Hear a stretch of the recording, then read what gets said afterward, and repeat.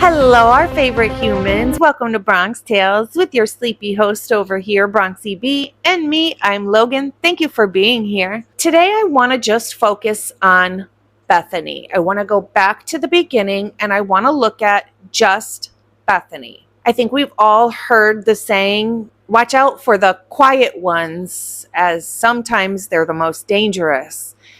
And I think that goes true in this case, at least, regarding Bethany. She is the one who's shown her face the least, spoke out the least, but definitely seems to have some sort of involvement. And that's my observation just from her statements and her actions. And I want to talk about that today. In Bethany's interview with Blaker, she stated that she heard somebody fall into the table.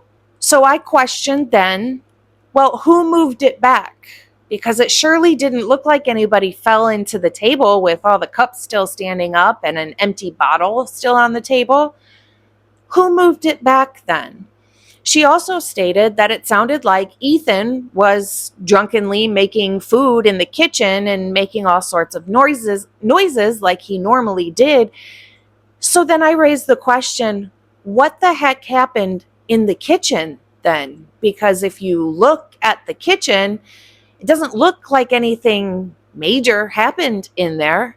However, after applying the Amido Black, it looks like something may have taken place in the kitchen. And I don't know if the Amido Black is binding to actual red fluid in the kitchen. And because I don't know, that means that it absolutely could be. However, then we have to say, well, did she say that because she knew something happened in the kitchen, whether it was a cleanup or not, or the actual crime itself being in the kitchen?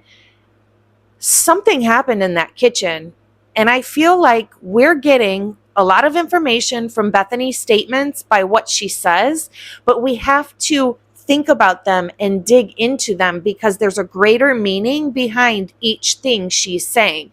She wants to imply that she heard noises in the kitchen, like Ethan was in there. However, we know he wasn't. We also are led to believe nothing happened in the kitchen, but Bethany's statement is telling us that something did happen in the kitchen. Whether it was part of the attack or part of the cleanup, by that statement, she's telling us something happened in the kitchen. She then says she saw a spark in the crack of her door at the bottom, and her statement was, it kind of looked like it came down there. It kind of looked like it came down there. Well, if you dig into that statement, that implies it came from upstairs. How would she know that if she was in her room with the door shut, seemingly asleep? How would she know that something happened upstairs big enough to then come all the way downstairs that she could see under the crack of her door? Why wouldn't she just think something happened outside her door? She's implying the spark came from upstairs, and the only way to know that is if she saw it happen or saw and know that it came from upstairs. Then we have the Murphy situation. Murphy started barking at 4:15 in the morning, and they were a little sporadic. However, they were continuous.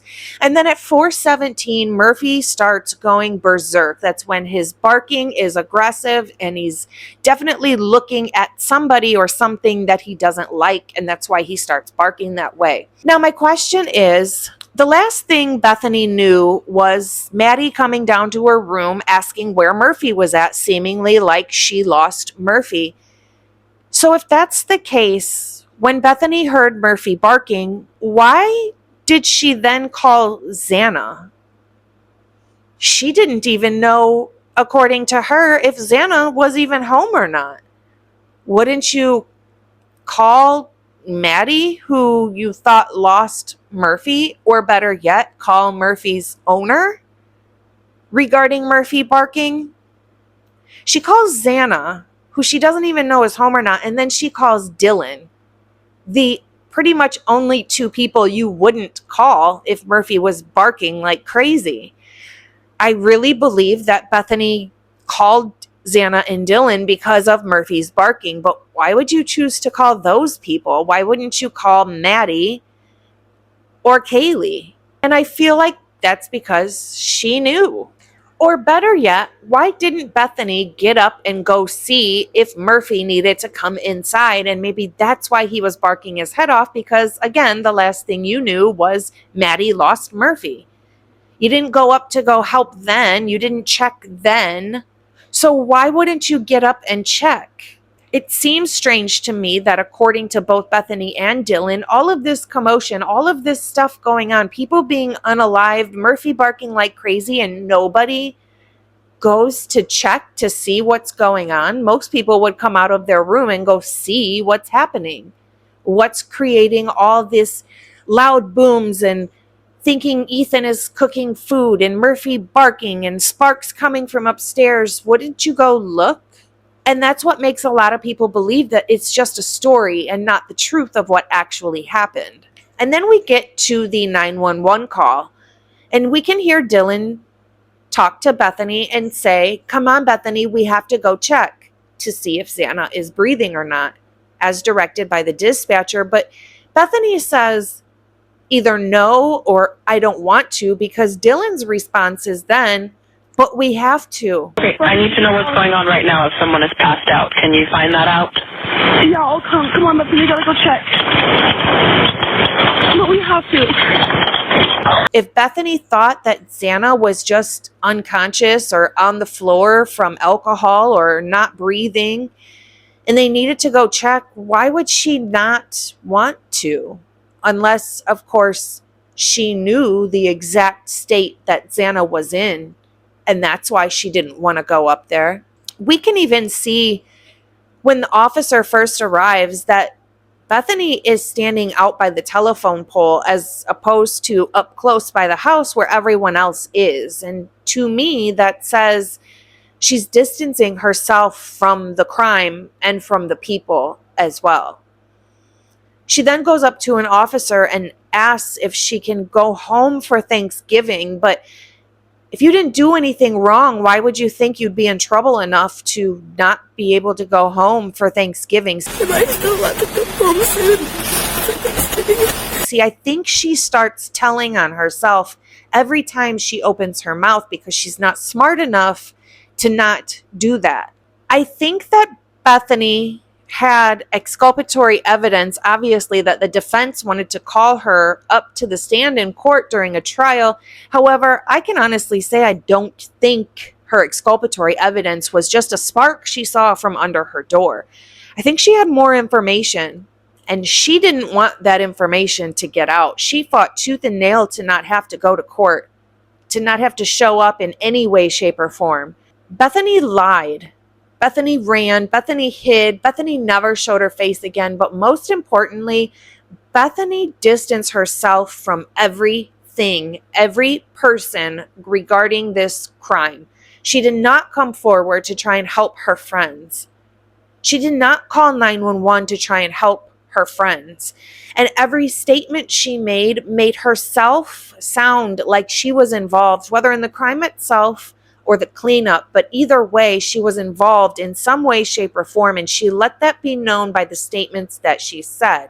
You just have to dig a little deeper and dig a little behind the words themselves to understand where her mental space is at the time of those statements, and it is self-preservation. She doesn't want to get in trouble. She has knowledge. She has witnessed something or been a part of something to where she didn't want to get in trouble. So she distanced herself physically from the crime, but also mentally from the crime and the people, including Dylan, which you would think would be a time that they would be united.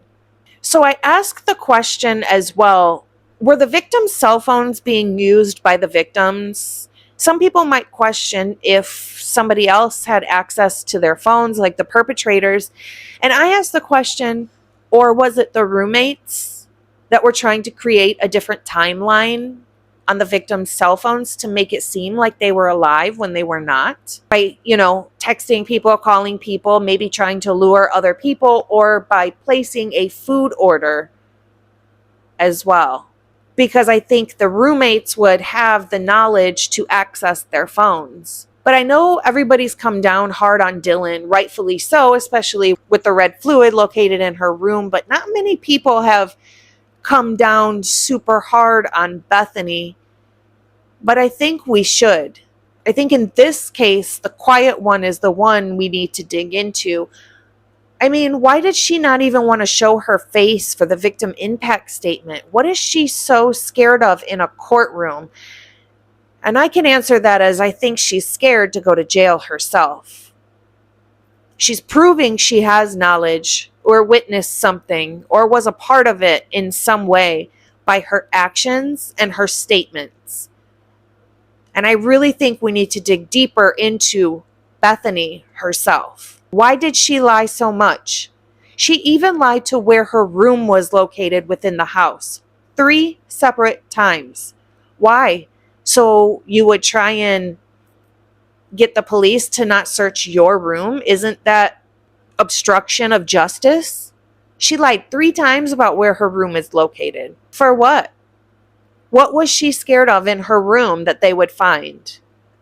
Bethany's own statements make her look guilty. Bethany's own actions make her look guilty of something.